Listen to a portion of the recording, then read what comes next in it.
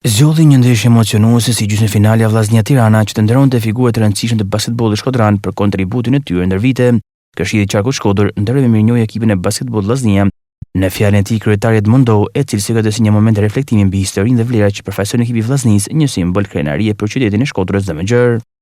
Sot nuk jemi këtu vetëm për një ndeshje basketbolli. Jemi këtu për të festuar historinë, për kushtimin dhe shpirtin sportiv që e ka shoqëruar ndër vite ekipin tonë të dashur, Vllaznia. Ky ekip nuk është thjesht një skuadër, është një simbol krenarie për Shkodrën dhe një ambasador i vlerave sportive në mbar vendin tonë. Vllaznia ka ndërtuar një traditë e pasur, duke lënë gjurmë të pashlyeshme në serinë e sportit shqiptar. Por mbi të gjitha, ajo që bën këtë ekip të veçantë është kontributi njerëzor, pasioni, sakrifica dhe dashuria për familjen.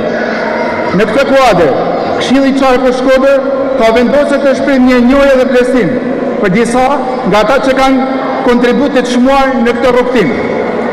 Sot kemi nderin të vlerësojmë ekipin e basketbollit Vllaznia me certifikatën e mirënjohjes për arritjet e jashtëzakonshme ndër vite dhe për rolin e promovimit të sportit dhe qytetit tonë.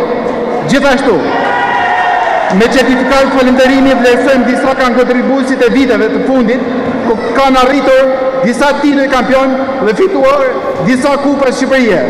Me certifikata falënderimi u vlerësuan disa prej figurave të njohur të basketbollit, Sokol Dibra, Petrit Maho, Bledar Gjeçaj, Erland Koka dhe Fatjon Daraboshi. Këto vlerësime janë një shenjë respekti për përkushtimin, sakrificën dhe pasionin e ndër vite për zhvillimin e basketbollit, si në nivel lokal ashtu edhe në atë kombëtar.